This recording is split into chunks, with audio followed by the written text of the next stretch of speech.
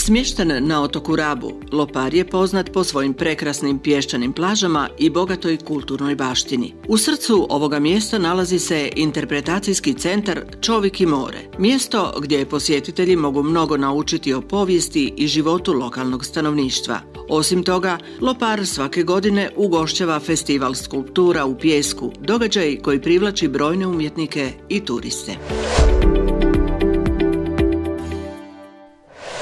Poštovani gledatelji, lijep pozdrav i dobrodošli u novi Đir Lopar. Ja sam Ruža Orešković i u današnjoj epizodi provest ću vas fascinantnim interpretacijskim centrom Čovik i more, te vas upoznati s jedinstvenim festivalom skulptura u pijesku. Gospođo Marinković, recite nam nešto više o interpretacijskom centru Čovik i more. Kad je otvoren i s kojim ciljem? Centar je otvoren 17.12.2023. godine, a s obzirom da mi živimo na otoku i da smo cijeli život okruženi morem i zato smo ga odlučili otvoriti da se otme zaboravu kako su naši stari ljudi prije ovdje živjeli.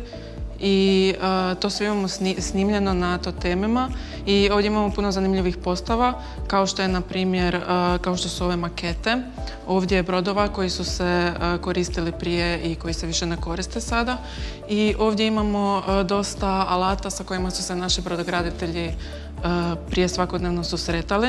Kako posjetitelji reagiraju? Što ih najviše zanima? Posjetitelji su jako oduševljeni svi koji ovdje dođu. Zanima ih jako puno o tome kako su stari ljudi prije živjeli. Dosta im je zanimljiva naša kuhinja koja je tamo izložena stara i dosta su im zanimljive te priče iz prošlosti naših ribara. Bitno je spomenuti još da su nam za ovaj projekt dodijeljena sredstva iz Europske unije, iz Europskog fonda za pomorstvo i ribarstvo posredstvom Lagura Tramontana. Uz novi interpretacijski centar, Lopar se može pohvaliti i atraktivnim festivalom skulptura u pijesku, manifestacijom koja iz godine u godinu okuplja umjetnike iz Hrvatske i inozemstva. Direktor turističke zajednice općine Lopar, Marin Mušćo, ponosan je na festival čije fotografije putem društvenih mreža obilaze čitav svijet. Gospodine Mušćo, kako je došlo do ideje za ovaj festival? Pa ovo je već 13. izdanje našeg festivala skulptura u pijesku, obzirom da smo destinacija sa najviše pješčanih plaža na Jadranu, imamo ih čak 22. 2011. godine smo u suradnji sa TZ Kvarnera radili motiv za kalendar za jedan auto show u Njemačkoj i evo, odmah je sinula ideja da bi mogli napraviti jedan auto u pijesku i to je ispalo sjajno. Evo već 2012. godine, dakle sljedeće godine smo imali prvi festival skulptura u pijesku.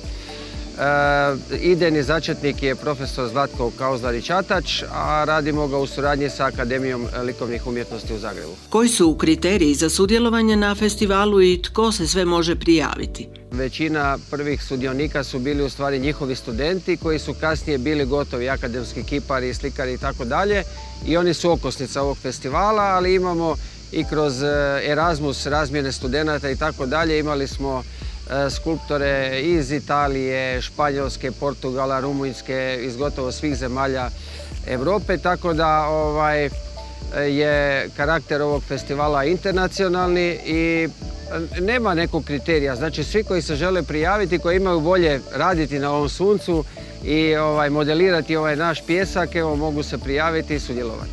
Koje su nagrade i kako se biraju pobjednici? Nagrade su simbolične, znači plaketa i medalja za osvojeno prvo, drugo i treće mjesto, znači imamo natječaj za najbolju skulpturu i za najbolju fotografiju, a pobjednička fotografija od 10. festivala nadalje se radi u trajnoj verziji ovdje odmah pored Rajske plaže kako bi se održao trajni spomen na te skulpture, a iz tog razloga također se radi i fotonatječaj, obzirom da se skulpture rade isključivo od vode i od pijeska.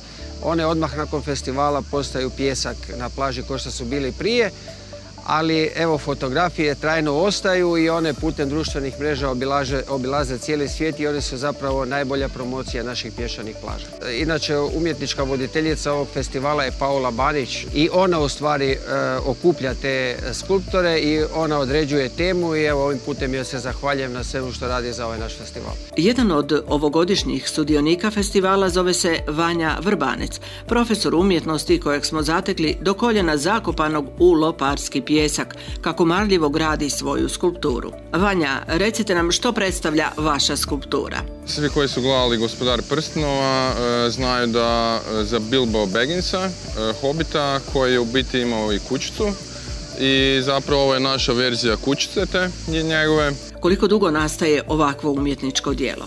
Prilike 4 dana da ovo sve posložimo. Ne koristimo nikakve alate, to jest nikakve dodatna pomagala, osim znači špahtli i ruka. Je li teško napraviti takvu skulpturu? Baciš se u pijesak i uživaš. Mislim, meni osobno je gušt jer osjećam se ko malo dijete koje se sad igra s pijeskom. I ove godine sam u sastavu sa bratom i nećakom, a prošle godine sam bio sa obitelji, tako da, mislim, uživanci je skroz. Interpretacijski centar Čovik i more i festival Skulptura u pijesku pokazuju kako tradicija i umjetnost mogu obogatiti lokalnu zajednicu i privući posjetitelje iz svih krajeva svijeta. Hvala vam što ste bili s nama i pratili ovu epizodu Đira Lopar. Vidimo se uskoro s novim temama iz našeg kraja.